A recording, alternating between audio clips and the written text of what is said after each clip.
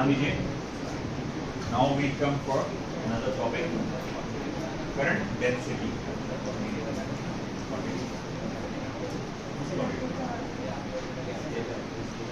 हाँ, current scalar क्यों है, वेक्टर क्यों है. जैसे फॉर एग्जांपल एक ऑब्जेक्ट है, इस पे इस डायरेक्शन में फोर्स लग रहा है 10 न्यूटन का, और इस डायरेक्शन में फोर्स लग रहा है 8 न्यूटन का. तो मैं पूछूंगा तुमसे, कुल मिला के इस ऑब्जेक्ट को कितना फोर्स फील होगा? 2 न्यूटन. 18 बोलना नहीं, क्योंकि हमारा 2 न्यूटन का फोर्स फील होगा. ये ओबे कर रहा है लॉज ऑफ वेक्टर एडिशन, है ना, कि अगर डायरेक्शन ऑपोजिट रही तो फिर वो माइनस होगा उनके बीच में. वहीं अगर मैं सपोज करूं एक ऑब्जेक्ट है, इसको फोर्स F1 लग रहा है 3 न्यूटन का, ऊपर की तरफ फोर्स लग रहा है 4 न्यूटन का, इस साइड में उसको कुल मिला के फोर्स फील होगा कितने का? 5 का, है ना. परपेंडिकुलर एक दूसरे को, under root of F1 square plus F2 square, यानी अंडर रूट ऑफ 3 का square plus under root of 4 का स्क्वायर, जो कि आंसर क्या देता है आपको? 5. आई बस नहीं. अब देखो तुम यहाँ पे एक वायर ले लो, मान लो यहाँ से 10 एम्पियर का करंट फ्लो रहा है, यहाँ से 8 एम्पियर का करंट फ्लो रहा है. अब बताओ इस वायर में से कितना करंट फ्लो होगा? 10 माइनस 8 करोगे या फिर बोलोगे 18 एम्पियर का करंट? 18 करोगे ना. यहाँ पर 10 माइनस 8 करते होगे आप, है ना. 18 एम्पियर का करंट बोलेंगे आप, बोलेंगे सर यहाँ पर 18 एम्पियर का करंट फ्लो होगा. इसी तरह से अगर मैंने इन वायर को थोड़ा सा ऐसा कर दिया, उनके बीच में का एंगल थोड़ा सा बदल दिया, ये है 10 एम्पियर, ये है 8 एम्पियर. और अब मैं आपसे पूछूंगा भाई बताना तो जरा इसमें से कितना करंट होगा? अभी भी 18 एम्पियर है ना. तो क्या ये लॉज ऑफ वेक्टर एडिशन को फॉलो कर रहा है ये करंट? हाँ, बिल्कुल नहीं. तो इसी कारण से ये लॉज ऑफ वेक्टर एडिशन को फॉलो नहीं. हालांकि आप बोलते हैं has a direction positive to negative, and conventional current positive current से नेगेटिव करंट की तरफ, नेगेटिव टर्मिनल की तरफ फ्लो होता है ना. तो भाई वो तो आना चाहिए फिर इसमें ऐसा, मगर हम लोग देखते हैं कि वो लॉज ऑफ वेक्टर एडिशन को फॉलो नहीं करता, है ना. तो इसी कारण से current is not a vector quantity, it is just a scalar quantity. नहीं, टेंसर कैसा रहेगा जिसमें दोनों प्रॉपर्टीज है. कभी कभी वो वेक्टर की तरह बिहेव कर रहा, कभी कभी वो स्केलर की तरह बिहेव कर रहा. दोनों प्रॉपर्टीज जिसमें है उसको बोलेंगे अपन टेंसर. मगर ये बिहेव ही नहीं कर रहा ना. कर रहा क्या फॉलो? कोई भी लॉ को फॉलो कर रहा गया? नहीं कर रहा, तो है ही नहीं ना भैया. वो कभी कभी फॉलो कर रहा, कभी कभी फॉलो नहीं कर रहा. इस सिचुएशन में फॉलो कर रहा, इस सिचुएशन में फॉलो नहीं कर रहा. इन दैट सिचुएशन आप बोलेंगे tensor quantity, moment of inertia जैसे, है ना. मगर यहाँ नहीं है ऐसा. ये कभी भी ऐसा वेक्टर लॉ को कभी फॉलो नहीं करता, इसीलिए current is a scalar quantity. बस में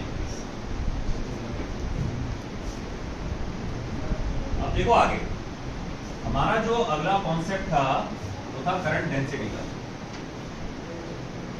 करंट डेंसिटी एक छोटा सा topic, current density.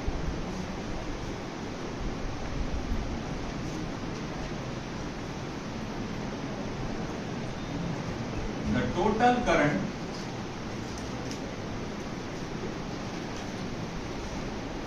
flowing normally through the, आइए बेटा अंदर ढकेलो, जोर से ढकेलो.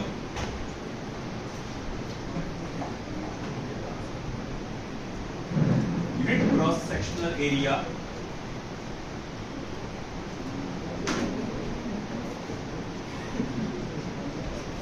है क्या?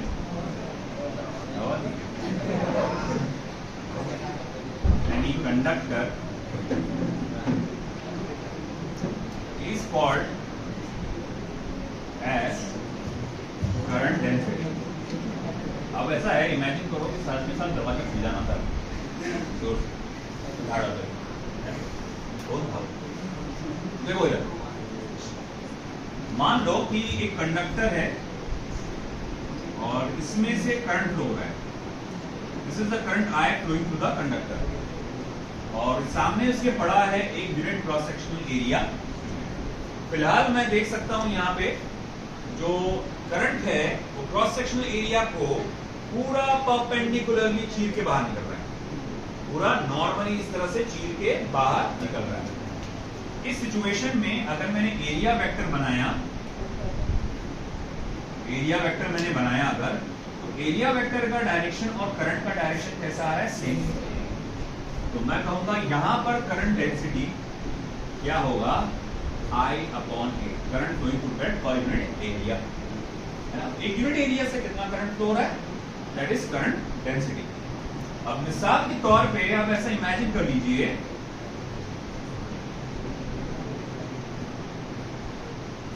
ये है हमारा क्रॉस सेक्शनल एरिया, ओके, और इसका एरिया वेक्टर मैंने कुछ ऐसा बनाया। अब इसका एरिया वेक्टर क्या है, ऐसा है, और मैं बोलूंगा देखो करंट का डायरेक्शन इस तरह से, करंट का डायरेक्शन इस तरह से। अब इन दिस सिचुएशन मैं आपसे पूछूंगा क्या एरिया वेक्टर और करंट इस बार एक दूसरे के सामने है क्या, नहीं। तो मैं बोलूंगा ठीक है, माना कि पूरा का पूरा एरिया इस तरफ है, पूरा का पूरा एरिया इस डायरेक्शन में है, मगर मुझे वो एरिया चाहिए जो करंट की डायरेक्शन में है, क्योंकि डेफिनेशन क्या कहता है, the total current flowing normally. जब करंट नॉर्मली फ्लो होगा एरिया ऑफ क्रॉस सेक्शन को, तो एरिया वेक्टर और करंट दोनों सेम डायरेक्शन में आएंगे। लेकिन अब देखो ये नॉर्मल फ्लो है ना, करंट सीधा चीरते हुए जा रहा ना परपेंडिकुलरली, ये फाड़ के एकदम, एरिया वेक्टर और करंट सेम डायरेक्शन में है, आए ना।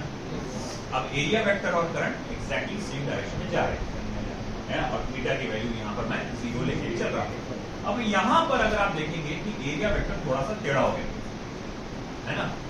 अब अगर मैं मान के चलूं इसको x axis, not this one, इसको एक्स एक्सिस मान के चलूं और इसको वाई एक्सिस मान के चलूं, करंट के फ्लो के डायरेक्शन को एक्स एक्सिस और करंट के फ्लो के डायरेक्शन को वाई एक्सिस, मैं बोलूंगा आपसे पूछूंगा ये जो एरिया वेक्टर है, ये जो एरिया वेक्टर है, क्या ये प्योरली एक्स एक्सिस पे है, क्या ये प्योरली वाई एक्सिस पर है, या एक्स और वाई दोनों के बीच में, एक्स और वाई दोनों के बीच में। तो मैं ये जानना चाहता हूं कि इस एरिया में से कितना एरिया करंट की डायरेक्शन में खुला है, इस एरिया में से कितना एरिया करंट की डायरेक्शन में खुला है।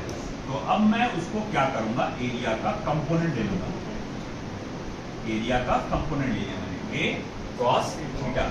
ये वो एरिया है जो करंट की डायरेक्शन में खुला है। बोलिए कैसा खुला है, देखो इमेजिन करो आप, ये इमेजिन करो बीच में ऐसा छेद है, ऐसा छेद है बीच में से, और उधर से पूरा पानी का फ्लो रहा है, पूरा पानी बहता हुआ जा रहा है, और ये नल का एक वो है, क्या बोलेंगे, गैप है, छेद है जैसे कहा जाए, नल का जो आता है, नल टोटी बंद करते ना अपन ऐसा। अब जब तक ये ऐसा है पानी फुल फोर्स से फ्लो होता रहेगा छेद में से, मैं धीरे धीरे धीरे धीरे धीरे धीरे ऐसा इसको मोड़ूंगा, क्या होगा, इधर से निकलने वाले पानी का फ्लो कम होता जाएगा, कम होगा, है ना।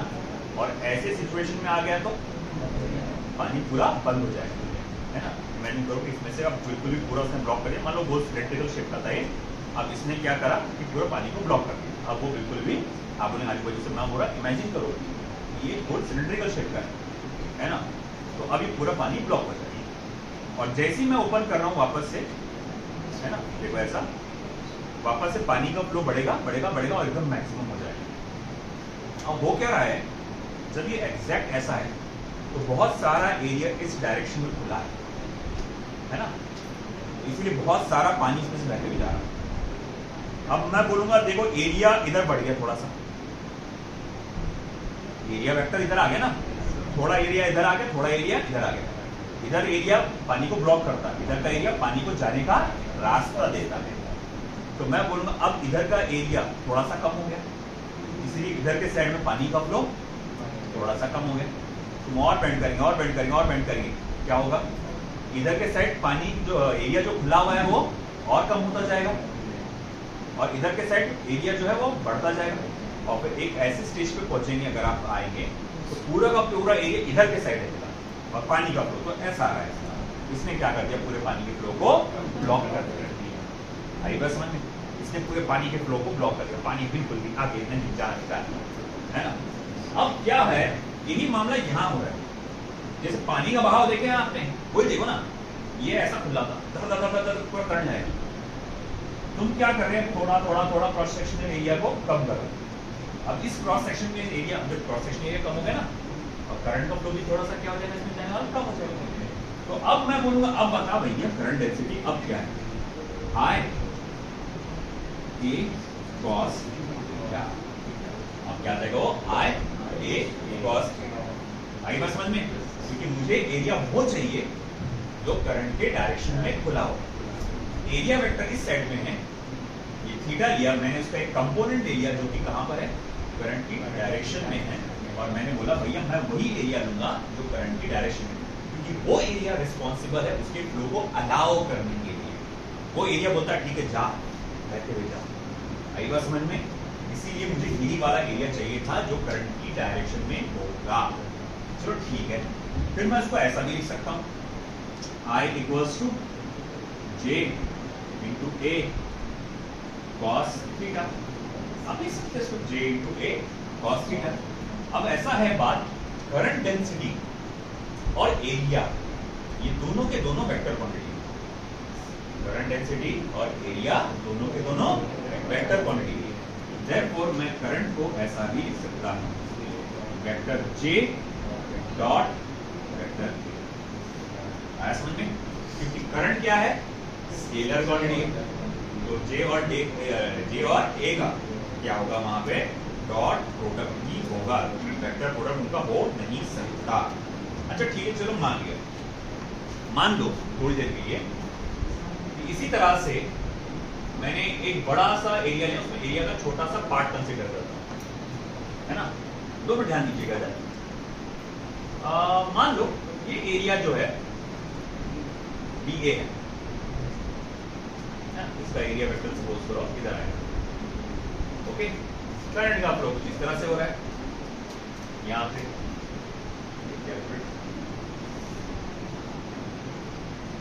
हाँ, अब करंट का फ्लो कुछ इस तरह से हो रहा है और एरिया वेक्टर ने एंगल थीटा बनाया। अब आप देख सकते हैं कि ये जो एरिया वेक्टर मैंने लिया, एरिया चुना है, ये बड़े से एरिया का छोटा सा हिस्सा है ना।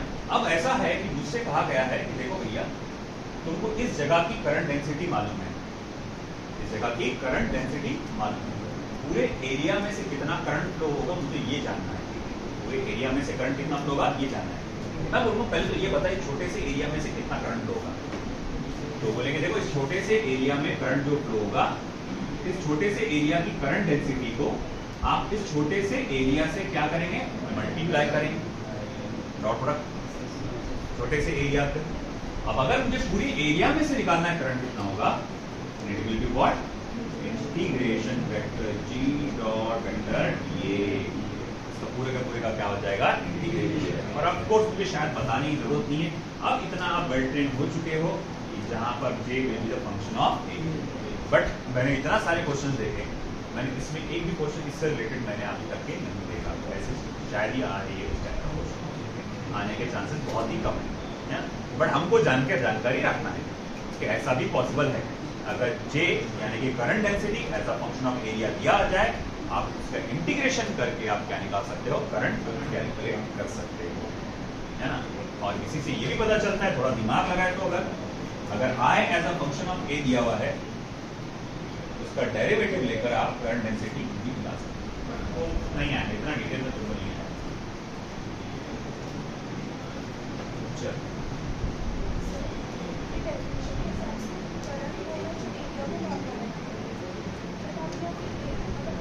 मैं करंट को उधर नहीं ले सकता क्योंकि करंट एक स्केलर क्वांटिटी है ना। आप ये बोले करंट नॉर्मल नहीं हो रहा है ना, तो क्या है कि करंट को मैं मोड़ नहीं सकता ऐसे। करंट ये क्या है, स्केलर क्वांटिटी, उसको डायरेक्शन असाइन नहीं कर सकता कि इधर बेट हो गया, अगर उसकी कंपोनेंट्स नहीं निकाल सकता। कंपोनेंट से किसके निकाल सकते हैं, एरिया के। इसीलिए मुझे एरिया का कंपोनेंट निकालना पड़ा, जो एरिया जब इधर है तो कुछ एरिया इधर भी है, कुछ एरिया इधर भी है। अब आप क्या लिखे, एक cos थीटा मतलब एरिया का कितना हिस्सा है किस साइड में ओपन है नॉर्मली, वो कितना है a cos थीटा। मान लो जैसे फॉर एग्जांपल एरिया है 10 मीटर स्क्वायर, एंगल है इसका 60 डिग्री, है ना, एंगल कितना है 60 डिग्री। तो मैं कहूंगा कुल मिला के एरिया क्या है 10 मीटर स्क्वायर, मगर उसका a cos थीटा यानी 10 cos 60 यानी कि 1/2 यानी 5 मीटर स्क्वायर एरिया इधर से खुला है। मतलब ये जो छेद है ऐसा बिहेव कर रहा है कि कोई 5 मीटर स्क्वायर का छेद है जो नॉर्मल है और वो करंट को जाने दे रहा है, ऐसा बिहेव कर रहा है। समझ में आ रहा पॉइंट है ना, उसकी तरह बिहेव कर रहा है। तो ये एक्चुअल में ऐसा ओपन नहीं है, मगर वो ऐसा डिपिक्ट कर रहा है कि जैसा मतलब इसमें से जो पानी का फोर्स निकल रहा है वो इक्विवेलेंट उतना ही निकल रहा है जो कि 5 मीटर स्क्वायर के छेद में से निकल नॉर्मली करते हैं। बात समझ में आई?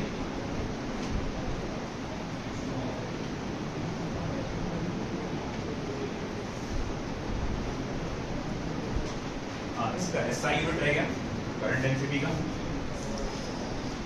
SI unit of current density इसमें से पता चल जाता एम्पियर पर मीटर स्क्वायर। और अगर मैं डायमेंशन की बात करूँगा यूनिट्स में से आप पहचान सकते हैं N2 A1 बोलो I1 बोलो एक ही बात।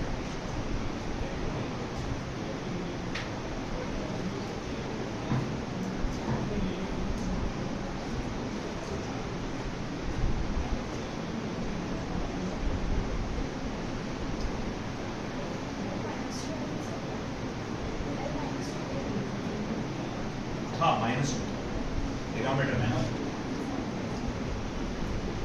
L -2 के बाद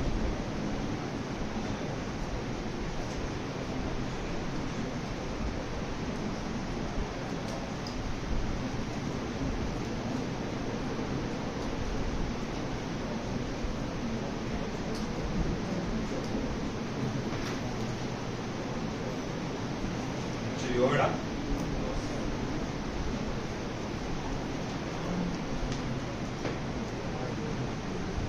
और एक बेसिक कॉन्सेप्ट हमको देखना है जो अगला टाइटल है इलेक्ट्रिक करंट इन कंडक्टर है ना, title number 3.3 electric current in conductors.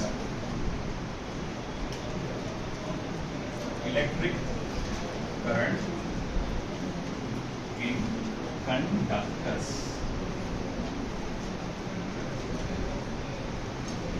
देखो बेटा basic definition of electric current अगर आप बोलेंगे कि the flow of charges is called as current, है ना, the flow of charges is called as current. अब उसमें चार्जेस में पॉजिटिव चार्जेस भी हो सकते हैं, कुछ नेगेटिव चार्जेस भी हो सकते हैं।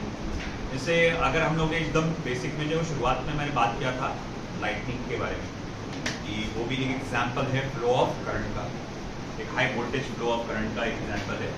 तो बोले इसमें कौन से फ्लो ऑफ चार्जेस होते हैं, अगर आप देखेंगे आयोनोस्फीयर, नाम से ही पता चल रहा है आयोनोस्फीयर, है ना, आपने पढ़ा मन एटमॉस्फेरिक लेयर, एटमॉस्फेरिक लेयर मालूम है ना, नहीं मालूम, लॉकडाउन वाले है क्या, है ना, atmospheric layer, troposphere, stratosphere, mesosphere, ionosphere, है ना, ऐसे एटमॉस्फियर की कुछ लेयर होती है हमारे ऊपर, है ना।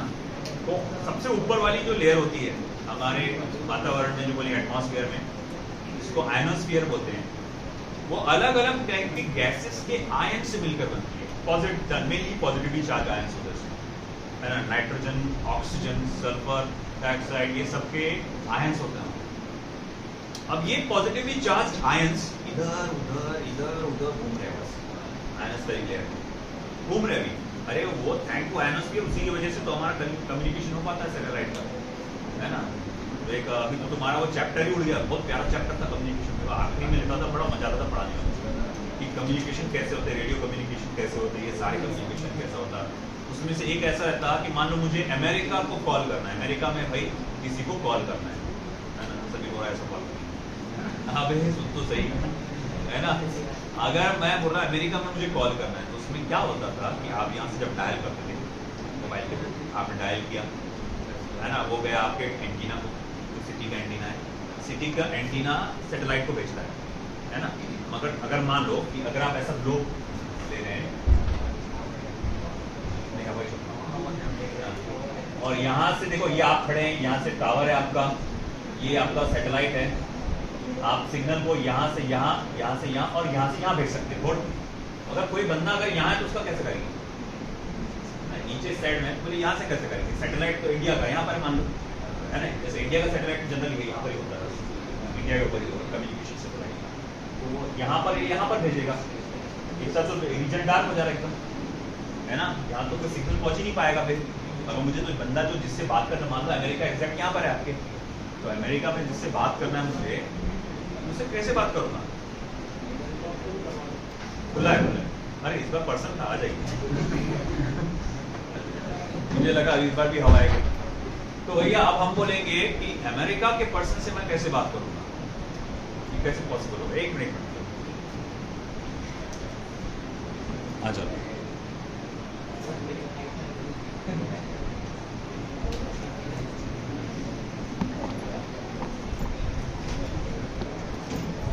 हाँ, रेट तेरी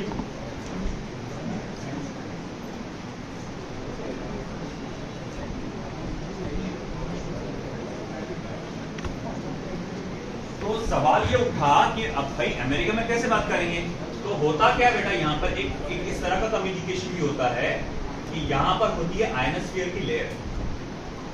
आप जब यहाँ से लिंक करते हैं ना, तो आपका टावर यहाँ लिंक करता है और आयनोस्फीयरिक लेयर में सिग्नल ट्रैवल करता है। और मान लो इस अमेरिका में इस जगह पे हमारे जो इस सिटी में था, टेक्सास में, अगर मान लो कोई पर्सन वहाँ से बात करना था, तो टेक्सास का टावर क्या करेगा? उसको कैच करेगा सिग्नल को, है ना? फिर वहाँ से वो टावर मेरे घर पे, मेरा घर मैं तो यहाँ बैठा, मेरा दोस्त जो है ना, वो उसके मोबाइल पे या जो भी उस पर कनेक्ट करेगा। तो आयनोस्फीयर की वजह से बहुत कम्युनिकेशन पॉसिबल हो पाता है। It's very important layer. तो हमारे एटमॉस्फेयर में ऊपर तो आयंस है बहुत सारे घूम रहे हैं, है ना? और उनको ग्राउंड पे जाने की जगह चाहिए बस। जैसी एक अपने कंडक्शन का मिल जाता है पाथ, जब ह्यूमिडिटी आ जाती है, मौसम थोड़ा सा नमी आ जाती है, जैसे उसको जाने का रास्ता मिल जाता है, बहुत ज़्यादा लोडेड हो गया, एक जगह पे बहुत सारे चार्जेस जमा हो गए, और इवन जैसी बारिश हुई, पानी गुड कंडक्टर, जैसी नमी आई, उठाड़ करके उसको जाने का मौका मिला, पहुंचा तेजी से। तो एक इस तरह से हमने देखा कि कहा जाएगा फ्लो ऑफ चार्जेस होता है थ्रू द लाइटनिंग। और जैसा मैंने कहा कि करंट जब होता है फ्लो, वो उसमें सिर्फ ये करंट का बेसिक डेफिनेशन ये है, the flow of charges is called as current. The flow of charges is called as current. अगर हम लोग देखेंगे इलेक्ट्रोलाइटिक सॉल्यूशन, आपका इलेक्ट्रोकेमिस्ट्री वही ना भी, हाँ नहीं है ना? तो उसमें तुम देखेंगे कि एक इलेक्ट्रोलाइटिक सॉल्यूशन होता है, उसमें दो रॉड्स डाले जाते हैं और यहाँ से एक जिंक Zn पॉजिटिव और Cl नेगेटिव के कुछ आयंस इधर जाते हैं और दोनों इधर से उधर ट्रांसफर होते हैं, है ना? दोनों इधर से उधर ट्रांसफर होते हैं। ये बैटरी बनती आती है। ये बैटरीज तो अभी भी यूज की जाती है ना? गाड़ियों में बैटरी यूज करते हैं, पानी इधर से उधर हो जाएगा, है ना? वो यूज अभी भी करते हैं। तो यहाँ पर जो फ्लो ऑफ करंट होता है, अब आप देखेंगे यहाँ पॉजिटिव चार्ज भी फ्लो हो रहा, नेगेटिव चार्ज भी फ्लो हो रहा। तो यहाँ फ्लो ऑफ करंट दोनों चार्जेस की वजह से, पॉजिटिव की वजह से भी है और नेगेटिव की वजह से भी है। But if we speak specifically about the conductors, conductor देखो ये तो लिक्विड है, धड़कना है पूरा, हिलेगा ना? इसके अगर मैं जरा धक्का दूंगा तो क्या होगा? हिलेगा पूरा। मॉलिक्यूल्स भी इधर उधर हिल सकते हैं, पूरे जा सकते हैं। यहाँ पर जो पॉजिटिव चार्ज भी इधर से उधर जा सकता, नेगेटिव चार्ज भी इधर से उधर जा सकता है। मगर मैं बात करता हूँ कंडक्टर से। जब मैं बात कर क्या गड़बड़ हो गई उसको देखिए कौन से कैमरे को मैं बोला भैया रिकॉर्डिंग हो रही ना बात प्रॉपर। अगर मैं बोलूंगा मैं बात करता हूँ स्पेसिफिकली कंडक्टर्स की, तो अगर आप कंडक्टर्स की स्पेसिफिकली बात करते हैं तो उसमें देखो क्या खास बात होती है कंडक्टर्स की? ठोस होते हैं, मजबूत होते हैं ना? ये मेटल कंडक्टर्स मजबूत होते हैं, एक डेफिनेट शेप होता है। अब डेफिनेट शेप होने की वजह से क्या हो रहा है, इसका मीनिंग क्या हुआ? उसकी जो एटम्स है वो टाइटली बाउंडेड होते हैं अपनी जगह पे, वो अपनी जगह से बार बार हिलने वाले नहीं रहते। अगर एटम्स में सबसे ज्यादा मेनली किसका मास ज्यादा रहता? न्यूक्लियस का। जिन्होंने मॉडर्न फिजिक्स पढ़े थे उस लेक्चर में थे, स्पेशल लेक्चर तुमने, है ना? जिन्होंने मॉडर्न फिजिक्स के स्पेशल लेक्चर में थे कुछ लोग, तो उनको मालूम होगा कि 99% of the mass of the atom is concentrated in the nucleus. तो भैया एटम में न्यूक्लियस जो है, जो मेन है, वो अपनी जगह पे फूटा गड़ा के बैठ जाता है, मैं तो यहाँ से हिलूंगा नहीं, ये मेरे खानदान की जगह है ना, वो अपनी जगह से हिलेगा नहीं। एटम को बोलता है तो हिलूंगा नहीं, न्यूक्लियस हिलेगा नहीं। अब उसमें फिर बचा कौन? इलेक्ट्रॉन। इलेक्ट्रॉन बहुत हल्का है ना, बहुत, और मेटालिक में तो, मेटल में तो भाई वो बड़ा बेवफा होता है ना, वो आराम से छोड़ के चले जाता है इसको इधर। तो अब यहाँ पर किसी कंडक्टर में देखा जाए तो एटम इधर से उधर हिल नहीं सकता। अगर एटम इधर से उधर नहीं हिल सकता, यानी न्यूक्लियस इधर से उधर हिल नहीं सकता, तो पॉजिटिव चार्ज कहाँ होता है? न्यूक्लियस में होता है ना, प्रोटॉन। तो मैं बोल रहा हूँ भैया हमारा न्यूक्लियस हिल ही नहीं सकता इधर से, तो हिलेगा कौन फिर? इलेक्ट्रॉन है ना, इलेक्ट्रॉन से। मैं तो बोल रहा ना, इलेक्ट्रॉन कैसे बेवफा एकदम जा सकते, इधर से उधर घूमते रहते वो इलेक्ट्रॉन को छोड़कर। मुस्कुरा का बोल रहे थे, देसी बेवफा, एक ब्राइट स्माइल निकल गई तुम्हारी। एक ही दिमाग ज्यादा तुम्हारा है ना, बेवफा बोले तो एक ही बात। ये कौन है? वो कौन बोला? कहाँ गया? आवाज है हाँ, तेरी आवाज, ये मामलात में तेरी आवाज बड़ी जोर से निकलती। अब पैसे कुछ मुझे तेरा ये किया क्या? इतना नीचे झुकता क्यों करके वो है ना, पूरा हमना भी छूट जाएगा, पता भी नहीं चलेगा क्या है कि नहीं है वो। खैर बात क्या होता है वापस। तो बात कंडक्टर्स की अगर मैं कहूंगा तो कंडक्टर्स में क्या है? एटम्स है ना, पूरा का पूरा अपनी फिक्स जगह पे बैठे, मैं हिलूंगा नहीं यहाँ से। मतलब न्यूक्लियस अपनी जगह पे बैठा है, मैं यहाँ से हिलूंगा नहीं। न्यूक्लियस के अंदर क्या होता है? Positive charge. वो पॉजिटिव चार्ज बोलता है कि मैं यहाँ से हिलूंगा नहीं। फिर अल्टीमेटली आपका positively charge ion atom conductor के अंदर वो अपनी जगह से नहीं हिलता है ना। बस मूव कौन हो सकता है? इलेक्ट्रॉन, क्योंकि वो इलेक्ट्रॉन उस एटम से वीकली बाउंडेड होता है ना। आप थोड़ी सी उसको एनर्जी थोड़ी सी डालो, वो छोड़कर चला जाएगा, आराम से छोड़ के चला जाएगा है ना। वैसे ही घूमते रहते वो रिकाम में उधर है ना, वो वैसे भी छोड़कर चला जाएगा, ठीक है। तो हम लोग क्या देख रहे हैं यहाँ पर कि आपके कंडक्टर्स में जो फ्लो ऑफ चार्ज जो है वो इलेक्ट्रॉन है, और करंट का जो होता है वो फ्लो किसके वजह से होता है? इलेक्ट्रॉन के वजह से। मगर जैसे मैंने आपको बताया, मैं वर्ड मैंने यूज किया था थोड़ी देर पहले, कन्वेंशनल करंट है ना, कन्वेंशनल करंट। कि जब करंट की अब स्टडी शुरू की गई थी, जब करंट की स्टडी का शुरुआत की गई थी, मेनली वहां देखा गया था कि भाई पॉजिटिव चार्ज नेगेटिव, जैसे इलेक्ट्रोलाइट का मैंने देखा है ना, इलेक्ट्रोलाइट्स का भी देखे ना अपन ने, तो उसमें हमने पॉजिटिव चार्ज के फ्लो को भी देखे, नेगेटिव चार्ज के भी फ्लो को देखा। तो ज्यादातर लोगों ने ये डिसाइड कर लिए थे कि जो पॉजिटिव चार्जेस के फ्लो का डायरेक्शन रहेगा वही करंट के फ्लो का डायरेक्शन रहेगा। ये कन्वेंशनली, कन्वेंशन का मतलब होता है पुराना है ना, तो कन्वेंशनली क्लासिकली ये डिसाइड कर लिया गया था। ये कंडक्टर्स में फ्लो ऑफ करंट बहुत बाद में डिस्कवर किया गया। तो कंडक्टर्स में देखा गया, अरे यहाँ तो करंट इलेक्ट्रॉन की वजह से होता है, और इलेक्ट्रॉन का फ्लो तो टोटली ऑपोजिट डायरेक्शन में होता है ना। मगर आपने तो इतनी सारी किताबें लिख डाले थे पॉजिटिव चार्ज के फ्लो के हिसाब से डायरेक्शन के लेकर। तो अब फिर हम लोगों को क्या करना पड़ा कि दोनों चीजों को साथ में लेके चलना पड़ा। कि कंडक्टर के मामले में हम जानते हैं कि अगर ये कंडक्टर है, हम जानते हैं कि अगर ये मैं मान लो इसको पॉजिटिव टर्मिनल देता हूँ, इसको नेगेटिव टर्मिनल देता हूँ, तो मुझे मालूम है कि इलेक्ट्रॉन यहाँ से यहाँ फ्लो होगा, इलेक्ट्रॉन फ्लो होगा नेगेटिव टर्मिनल से पॉजिटिव टर्मिनल है ना। अब देखो कैसा है, अगर किसी भी कंडक्टर में मैं देखूं ये एक एटम, ये एक एटम, ये एक एटम, ये एक एटम, ये एक एटम, ये कई सारे यहाँ पर एटम्स यहाँ पर अपनी जगह पे फिक्स है। मगर ये जो इलेक्ट्रॉन है ना, ये सब रैंडम मूव थे। कोई इलेक्ट्रॉन इधर जाता, कोई इलेक्ट्रॉन इधर जा रहा, कोई इलेक्ट्रॉन इधर जा रहा, कोई इलेक्ट्रॉन इधर जा रहा, कोई इलेक्ट्रॉन इधर जा रहा, कोई इलेक्ट्रॉन इधर जा रहा, कोई इलेक्ट्रॉन इधर जा रहा है ना। तो सब रिकाम में इधर से उधर घूम रहे हो। अभी कोई बोलेगा सर अभी भी तो घूम रहे, अभी तो फ्लो ऑफ करंट आना चाहिए, ये मेरे बीच को अगर मैं पीछे के खंभे को जो भी ग्रिल है उसको हाथ लगा तो जोरदार झटका बैठना चाहिए, लग तो नहीं रहा मेरे को झटका है ना। तो ऐसा क्या है कि अगर कोई भी एक क्रॉस सेक्शन में कंसिडर करता हूँ, जितने इलेक्ट्रॉन एक टाइम पे इतने इधर जा रहे हैं ऑन एन एवरेज, उतने ही इलेक्ट्रॉन ऑन एन एवरेज उसी टाइम पे इधर भी आ रहे हैं। तो अगर कुछ 100 इलेक्ट्रॉन इधर जा रहे तो 100 इलेक्ट्रॉन इधर भी आ रहे है ना। तो अगर मान लो 100 इलेक्ट्रॉन इधर जाने की वजह से करंट का फ्लो इधर जनरेट हुआ और 100 इलेक्ट्रॉन इधर आने की वजह से करंट का फ्लो इधर भी जनरेट होगा तो दोनों ये करंट एक दूसरे को क्या कर देंगे, कैंसिल है कि नहीं? तो इसी वजह से यहाँ हम लोग देखते हैं कि करंट का कोई एक भाई प्रॉपर वैल्यू उनको मिल नहीं पाता क्योंकि they are in random motion. मगर मान लो कि मैंने क्या किया, यहाँ पर एक सिलेंडर के इस हिस्से को पूरा पॉजिटिवली चार्ज कर दिया, सिलेंडर के इस हिस्से को मैं पूरा निगेटिवली चार्ज कर दिया, है ना? और अब मैं यही एटम्स अपनी जगह पे अभी भी स्थित है। अब यहां पर क्या जनरेट होगी बेटा, इलेक्ट्रिक फील्ड जनरेट होगी। अब यहां इलेक्ट्रिक फील्ड जनरेट हुई, अब ये इलेक्ट्रिक फील्ड क्या करेगी, आपके इलेक्ट्रॉन्स को जो इधर उधर रिक्शा में घूम रहे थे उनको एक प्रॉपर डायरेक्शन देगी। ये तुम लोग इधर उधर कहां घूमे, सब है ना? अब ये जब इलेक्ट्रिक फील्ड इन इलेक्ट्रॉन्स को प्रॉपर डायरेक्शन देगी तो देखो ये इलेक्ट्रॉन इधर आएगा, टकरा के इधर जाएगा, फिर इधर जाएगा, फिर इधर जाएगा, फिर इधर जाएगा, इधर जाएगा, इधर जाएगा। तो देखो क्या हो रहा, यहाँ पर इलेक्ट्रॉन्स का ब्राउनियन मोशन हो रहा।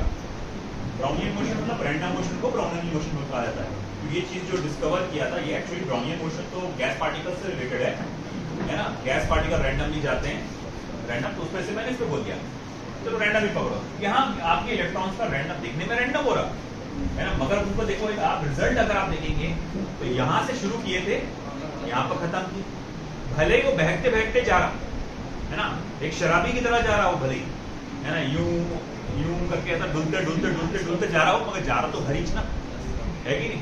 तो इस तरह से वो रैंडम रैंडम ऐसे इधर जा रहा, टकराते इससे टकराते इससे टकराते टकराते, मगर एक यहाँ से इलेक्ट्रॉन है ना, इलेक्ट्रॉन इधर जाएगा, सॉरी थोड़ी देर के लिए, चलो थोड़ी देर के लिए आप नहीं यार, थोड़ी देर के लिए नहीं होता हूँ, अरे बराबर तो था ना, इलेक्ट्रॉनिक्स था ना, सॉरी हाँ, नेगेटिव रिपेल करेगा। हाँ, तो इलेक्ट्रॉन है तो इलेक्ट्रॉन ये अट्रैक्ट करेगा पॉजिटिव चार्ज उसको अपनी तरफ, और नेगेटिव चार्ज क्या करेगा, रिपेल करेगा। तो इलेक्ट्रॉन इधर ऐसा ऐसा ऐसा टकराते जाएगा। तो फिर उसके बाद हम लोग देखेंगे ऑन एन एवरेज 10 में से मान लो 9 इलेक्ट्रॉन्स यहाँ पर क्या कर रहे हैं, इधर जाने में पार्टिसिपेट कर रहे हैं। अभी भी क्या होता है, 100% पार्टिसिपेट नहीं कर रहे, कुछ रहते ही अलग है ना। तो 10 में से 9 इलेक्ट्रॉन इधर जाने के लिए पार्टिसिपेट कर रहे हैं। एक का इलेक्ट्रॉन होगा जो अपोजिट डायरेक्शन में जाए, है ना, अभी भी जा सकता है। तो अब हम लोग कहेंगे कि भैया ठीक है, अब यहाँ पर इलेक्ट्रॉन आगे बढ़ रहे हैं और यहाँ पर अब इनका क्या हो रहा है, कंडक्शन हो रहा है। क्या हो रहा है, कंडक्शन। और अब यहाँ पर इलेक्ट्रॉन्स का फ्लो हो गया और हम लोग कहते हैं कि यहाँ पर करंट का फ्लो जनरेट हुआ। एंड रिमेंबर वन थिंग, फिर से मैं बार बार बोल रहा हूँ, है ना, कि हम लोग फिर भी डायरेक्शन के लिए कन्वेंशनल थ्योरी को ही सपोर्ट करते हैं। डायरेक्शन के लिए किसको सपोर्ट करते हैं, कन्वेंशनल थ्योरी। कन्वेंशनल थ्योरी क्या कहती है कि भैया पॉजिटिव चार्ज जहां फ्लो होगा उसी डायरेक्शन में करंट का फ्लो होगा, उसी डायरेक्शन में हम लोग करंट को मान के चलेंगे। याद है अपन शुरू में अपन लिए थे पॉजिटिव चार्ज और नेगेटिव चार्ज मान लो इधर फ्लो रहे है ना, उस हिसाब से। तो अब हम लोग ने कहा कि ठीक है, कन्वेंशनल थ्योरी ने हमको करंट का डायरेक्शन भी बता दी, मगर मॉडर्न थ्योरी ने ये पता लगाई कि the flow of electrons is current in conductors, ये मैं अगर करेक्ट कहूंगा सिर्फ हर जगह के लिए है, ये नहीं हर जगह के लिए नहीं है, ये सिर्फ किस चीज का मामला है, कंडक्टर्स का मामला है। बस हमें तो बस यही चीज है इसमें। आपका एक थोड़ा थ्योरेटिकल टॉपिक था ये वाला, है ना, तो इसमें कुछ मैं 2-4 लाइनें लिखकर बोलता हूँ, ओरली बोल देता हूँ, ठीक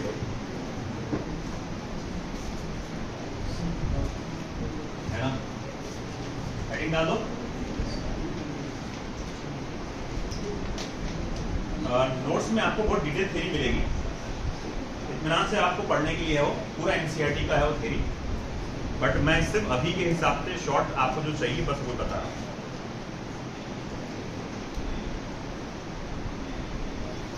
देखो, as we have discussed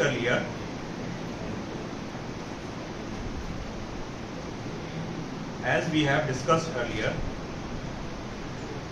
the flow of charges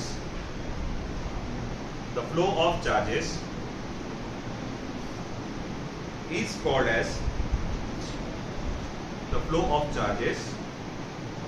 called as current.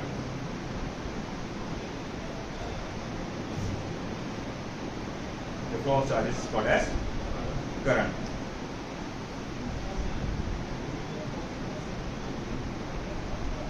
In the electrolytic solution,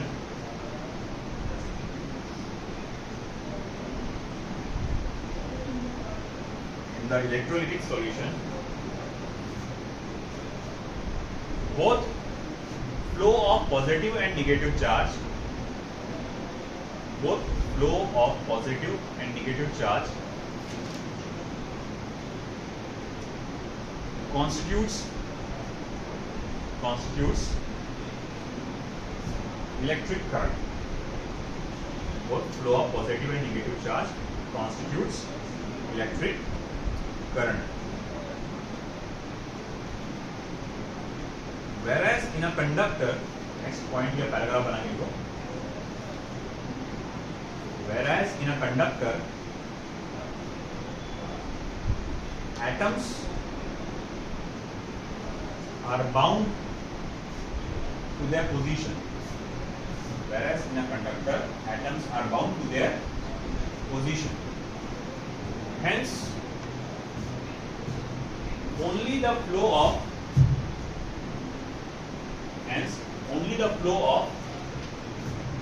electrons,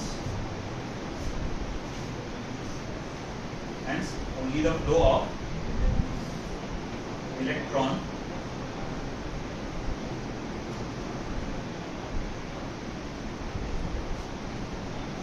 results in the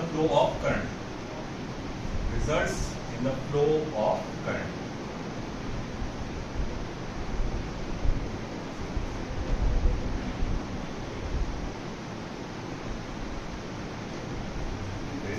Next para या point.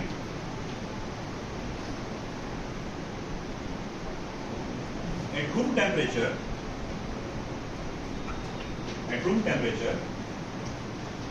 all the electrons are in random motion. At room temperature, all the electrons are in random motion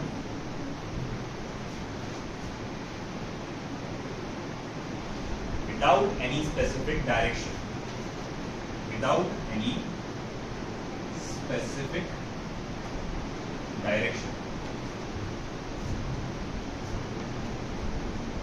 As a result,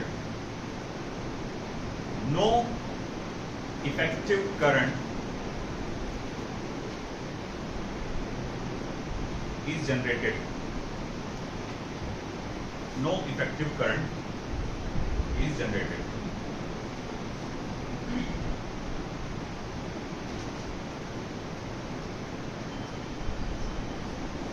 Next point, या para. But when the conductor is subjected to external electric field,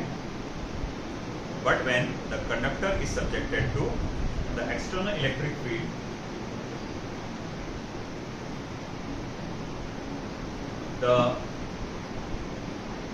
electrons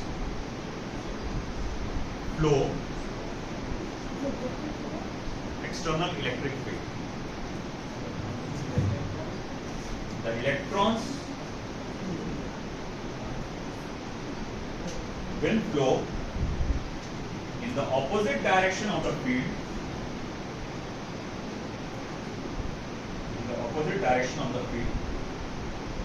Making some random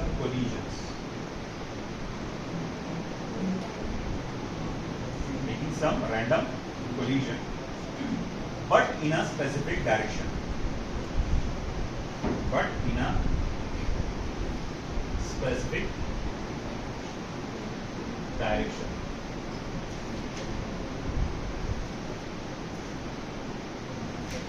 Hence, current is generated in a direction opposite to the flow of electrons.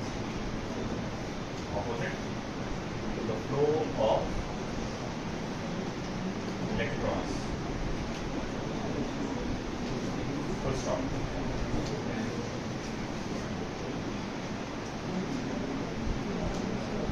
Opposite to the flow of electrons.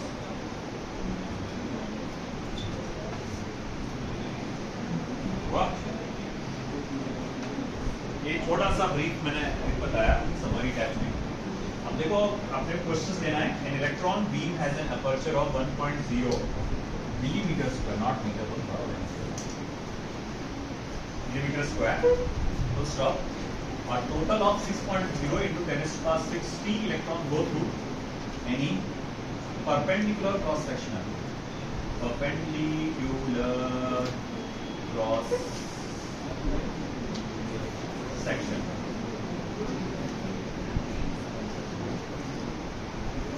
per second. Full stop. Find, क्या पता लगाना है?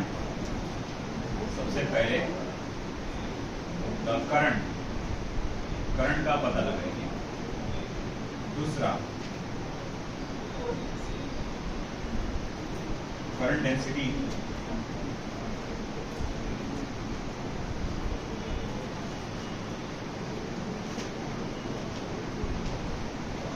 in the beam। आसान question है, HC Verma का question नहीं, थोड़ा आसान है। An electron beam has an aperture of 1.0 millimeter square.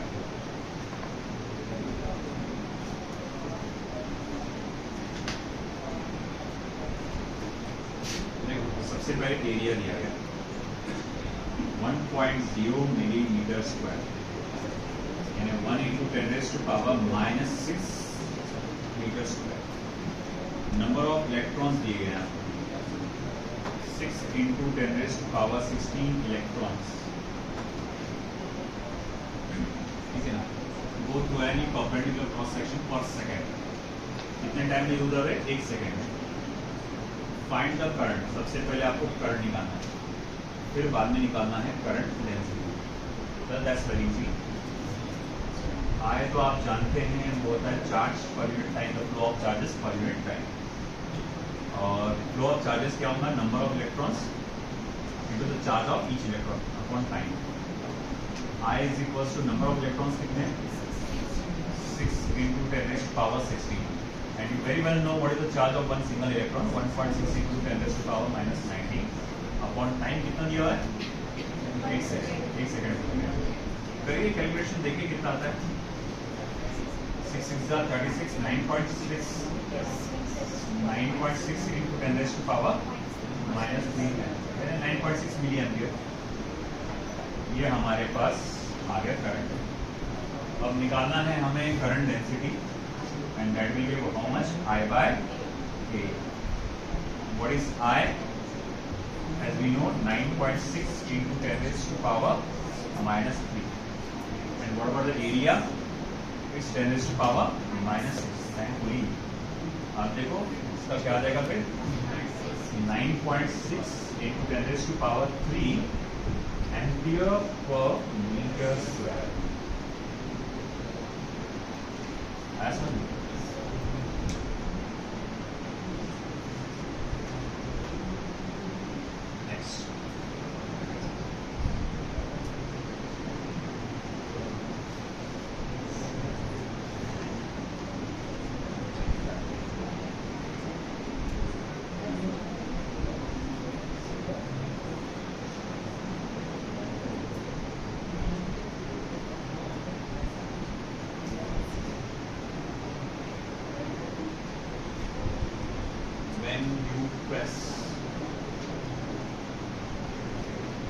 one of the button of a pocket calculator, one of the button of a pocket calculator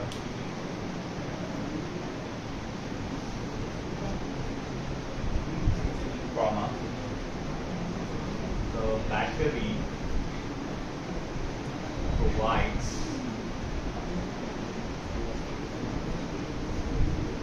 current of 300 microamperes for 10 milliseconds. Stop. तो दो चीजें पूछी गई है। पहली चीज, how many charge flow during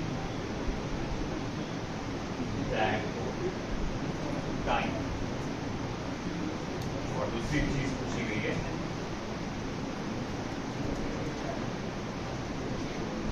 how many electrons flow during that time। दो चीजें पूछी गई है।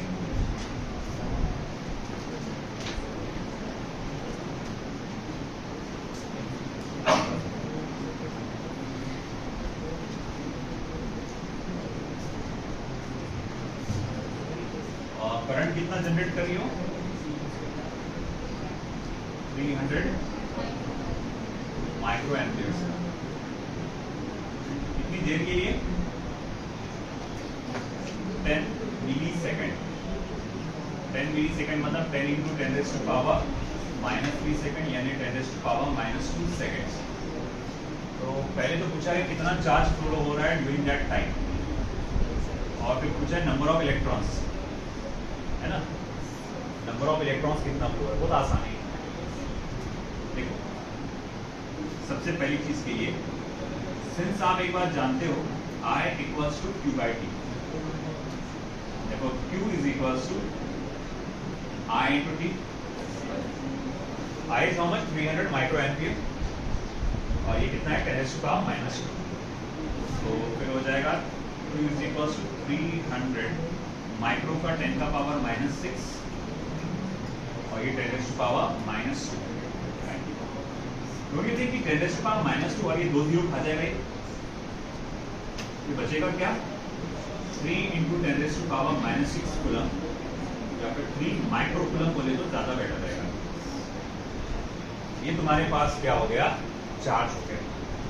ओके, अब तुमको क्या एक और चीज कैलकुलेट करना है? नंबर ऑफ इलेक्ट्रॉन्स, है ना। तो ये तो टोटल चार्ज है ना। एक इलेक्ट्रॉन का चार्ज होता है 1.6 इंटू 10 टू पावर -90। कुछ नंबर ऑफ इलेक्ट्रॉन्स मिलकर इतना चार्ज बनाया होगा उन्होंने, इतना है पता नहीं, देखेंगे। आसान है, तो क्वांटाइजेशन ऑफ चार्ज के फॉर्मूले से हो जाएगा। Q is equals to N, हम ये फॉर्मूला जानते हैं, है ना, क्वांटाइजेशन में हमने पढ़े थे। N is equals to Q by T। Therefore N is equals to 3 micro है 10 to power -6, 1.6 into 10 to power -90। मैं आपको फिर से याद दिला दूं कि भैया ये 1.6 कितना होता है? 0.625, है ना। 0.625 मल्टीप्लाई, अच्छा 16 में से 19 में से 16 गया, कितने बचे? 13। तो 10 टू पावर 30 करो भाई, मल्टीप्लाई करो। 0.625 को 3 से मल्टीप्लाई करो, 1.875, है ना। 1.875 10 टू पावर 30। तो भैया देखो, इसमें से इतने इलेक्ट्रॉन्स फ्लो कर गए कितनी देर में? 10 मिली सेकंड में इतने इलेक्ट्रॉन्स फ्लो हो गए ना। तुम जब एक क्यों करे ना, ऐसा बटन दबाए, 1 सेकंड में कितने? 10 मिली सेकंड। 10 मिली सेकंड, इतने कम वक्त में।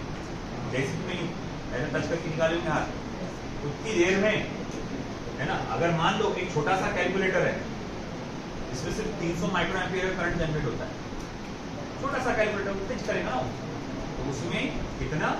1.875 मल्टीप्लाई 10 का पावर 13 0 उतना उसमें चार्ज इलेक्ट्रॉन्स का फ्लो जनरेट हो रहा है।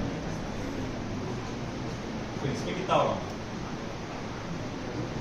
यहाँ तो 220 एम्पियर के आसपास होगा, 220 वोल्टेज है, एम्पियर का होता है।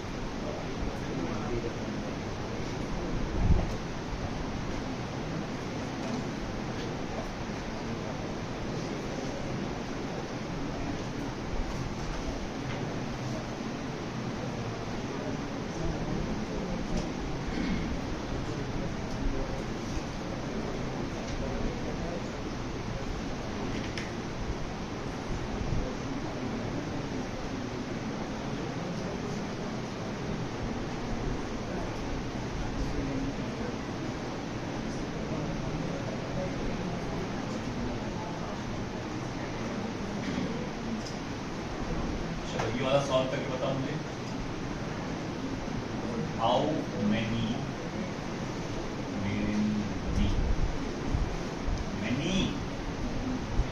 Electrons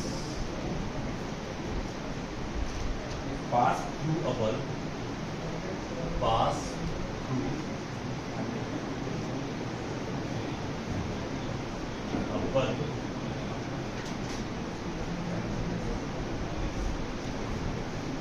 in 1 minute. If current is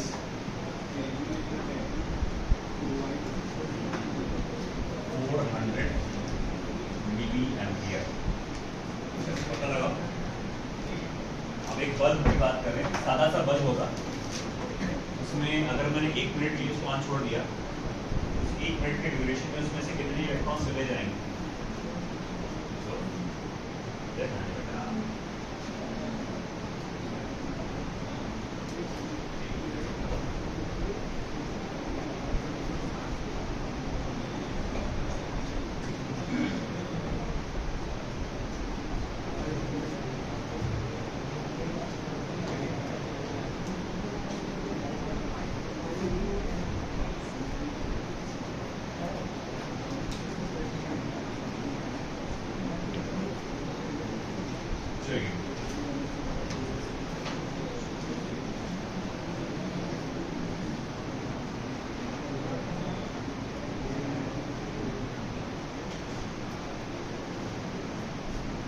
क्या दिया हुआ है?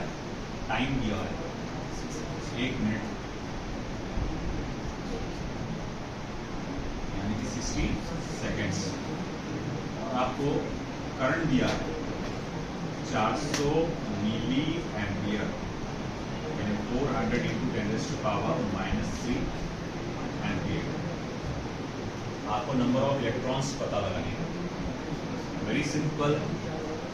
I इक्वल्स टू क्या होता है? Q/T, और Q की जगह मैं लिख सकता हूं N, है ना?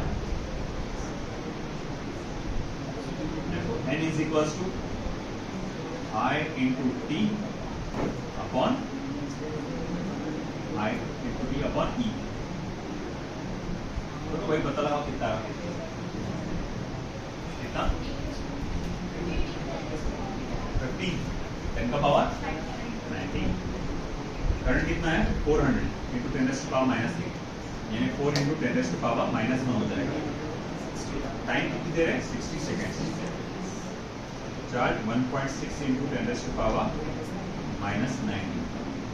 ओके, अब देखो, ये -1 इसका एक 0 खा जाएगा, और 6 4 24, तो 24, और ये 1/1.6 कितना होता है? 0.625 10⁻⁻19। -19 ऊपर चल जाएगा, +9 करो मल्टीप्लाई इसको, कितना एग्जैक्ट 15 आ रहा है। 15 इंटू 10⁻9 +9। देखो भैया, 1 मिनट में इतने इलेक्ट्रॉन्स पास होगा इसमें से। 15 के आगे 0 लगा दो, करे 1 साल में मेरे पास इतने पैसे जमा हो जाए। 15 के आगे 0,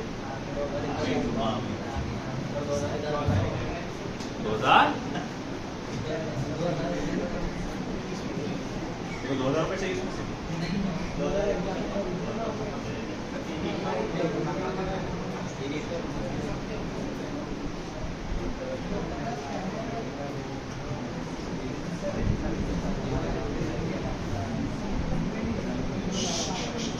इधर ध्यान दो,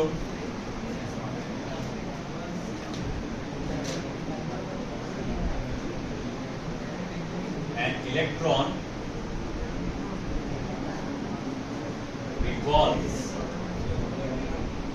चार औरतें एक जगह खामोश नहीं बैठ सकती, सही बात।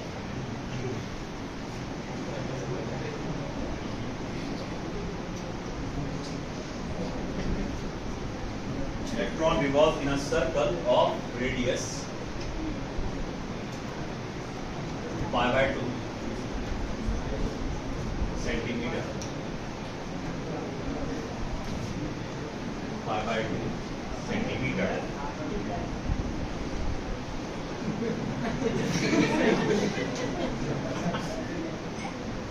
Uniform speed,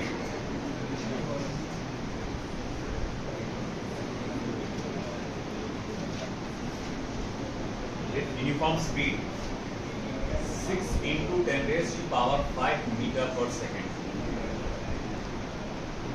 Full stop. Find the electric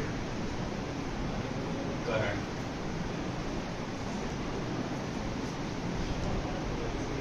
say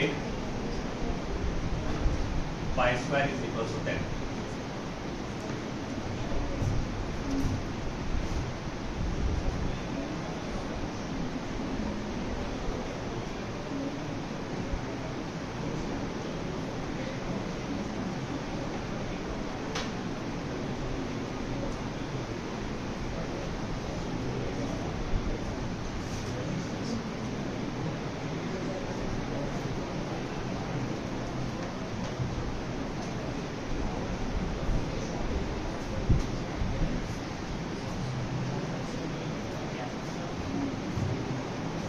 यहाँ दिया गया है इलेक्ट्रॉन रिवॉल्व करता है circle of radius π/2 centimetre, radius π/2 centimetre, π/2 into 10 raised to power -2 meter in a uniform speed of 6 into 10 raised to power 5 meter per second. Find the electric current. Electric current आपको पता लगाना है। देखो भाई, अपने को इलेक्ट्रिक करंट अगर पता लगाना है तो सीधा साधा उसका एक बेसिक सा फॉर्मूला है चार्ज अपॉन टाइम।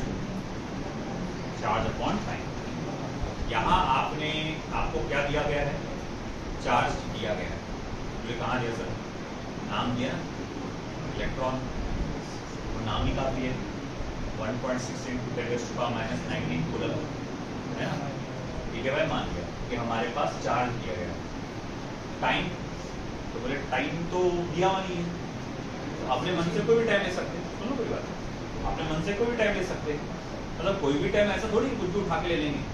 दिमाग लगाओ, टाइम कौन सा लो जिसके बाकी वैल्यू मुझे रिलेट कर सकूं, जिससे मैं टाइम पीरियड ले सकता हूँ। इलेक्ट्रॉन गोल गोल घूम रहा है ना यहाँ पे, अगर मैं टाइम पीरियड लूँ, एक गोल चक्कर काटने के लिए जो टाइम लगता वो टाइम पीरियड, तो मेरा काम हो सकता है। बोले कैसे हो सकता है? देखो टाइम पीरियड का फॉर्मूला क्या है? 2πr upon circular motion chapter में पढ़े होंगे आप, पीरियड ऑफ सर्कुलर मोशन। कोई भी चीज जब गोल घूमती है तो पूरा एक चक्कर काटने के लिए जो टाइम लगता है उसका फॉर्मूला होता है 2πr अपॉन। मैं ये वाला फॉर्मूला लूंगा, अच्छी बात ले लो। I equals to 2πr है ना अपॉन v तो ऊपर चल जाएगा, तो ये हो जाएगा EV अपॉन 2πr। तो मान लीजिए अब हम क्या करेंगे, फिर वैल्यू जानने की शुरुआत करेंगे। 1.6 into 10⁻⁻19 वेलोसिटी कितनी दी है? स्पीड बोल रहे, velocity 6 into 10⁵ 2 multiply by pi centimetre ना,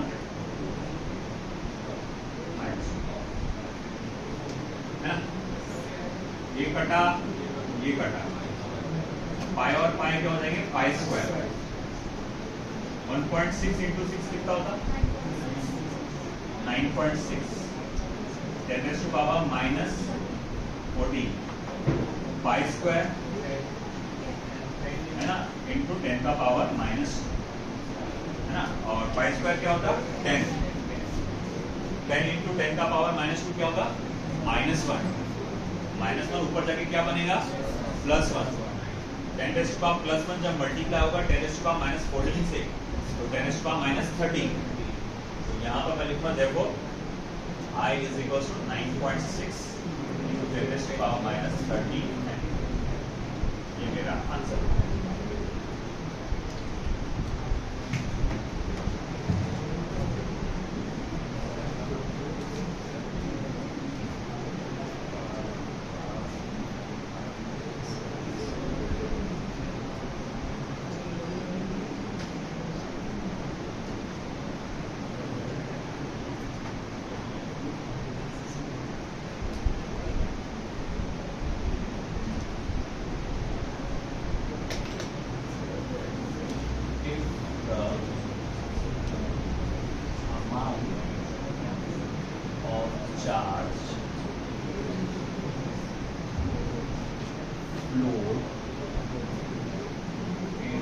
time small t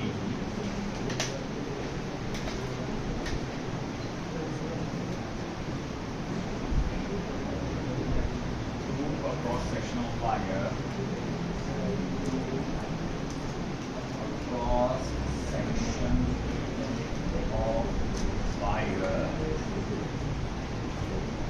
is small q equals to beta t minus gamma t का square, comma where beta and gamma are constants. Full stop. Find current in time small t, साथ ही साथ उसने बोला है sketch I versus t graph, sketch I versus t graph. दो काम हो गया, करंट निकालो टाइम t में, साथ ही साथ I versus t ग्राफ को भी स्केच करो.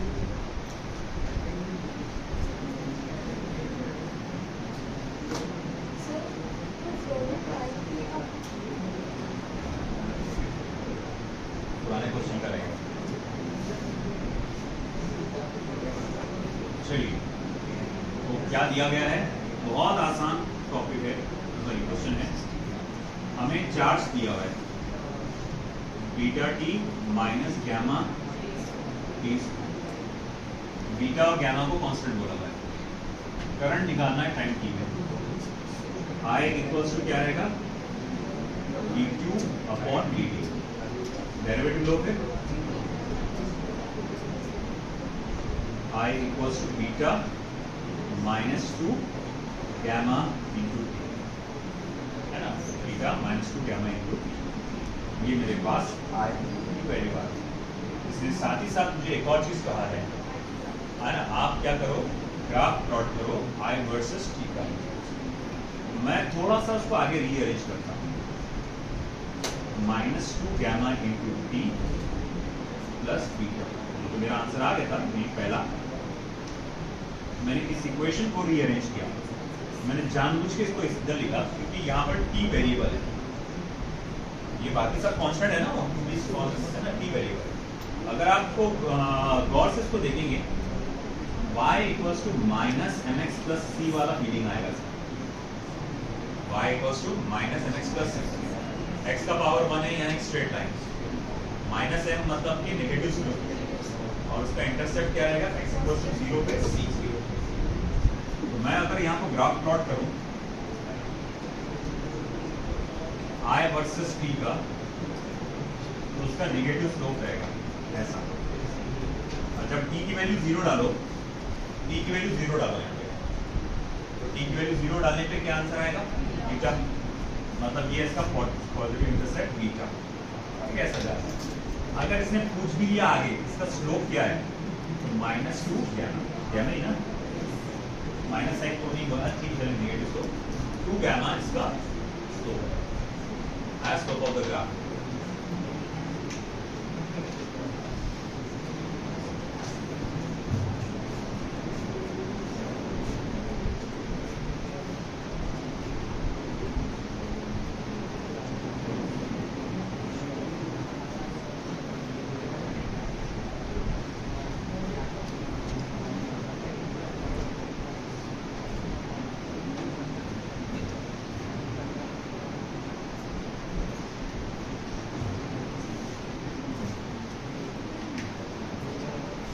Last question है, the current in the wire varies with time according to the relation. The current in the wire varies with time according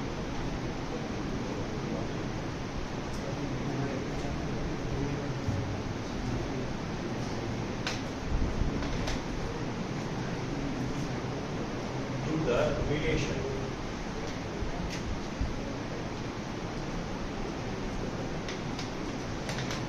I equals to 3 amperes plus 2 ampere per second into t.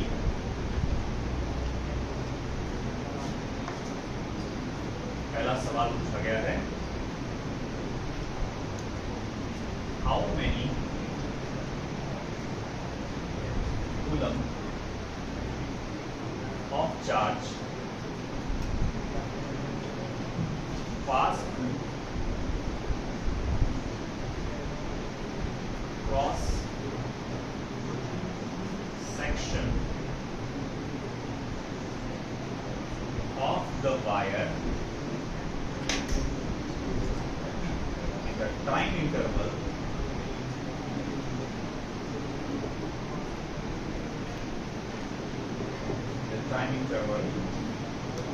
between t equals to 0 seconds to t equals to 4 seconds. Question mark. Second,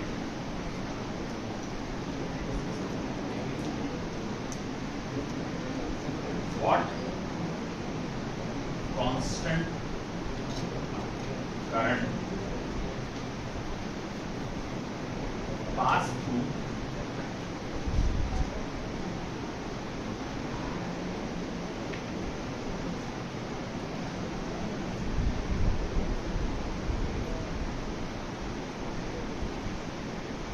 the wire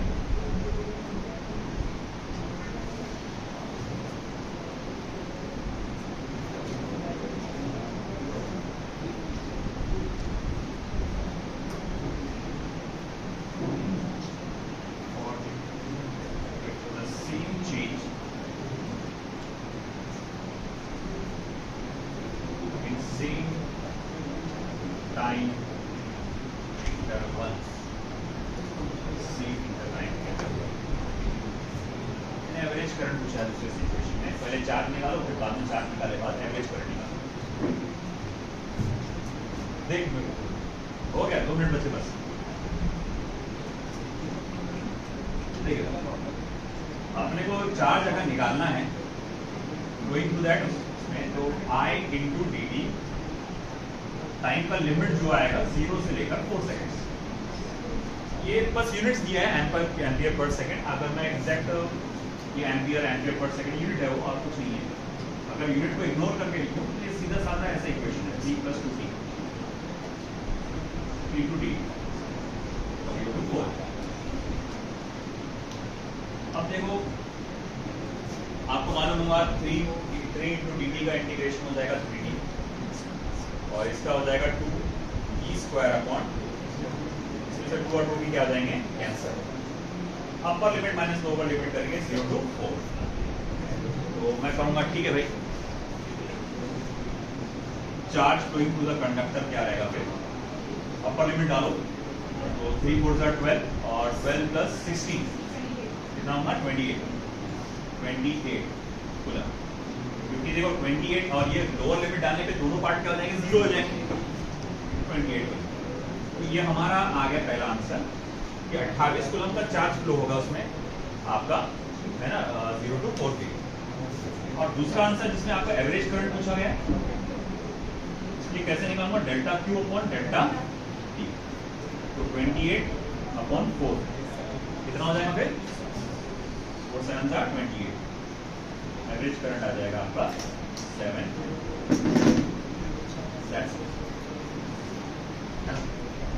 तो ये था हमारा पहले numericals current electricity पे जो एकदम basic थे। कल हम लोग आगे जाएंगे, ओम्स लॉ देखेंगे और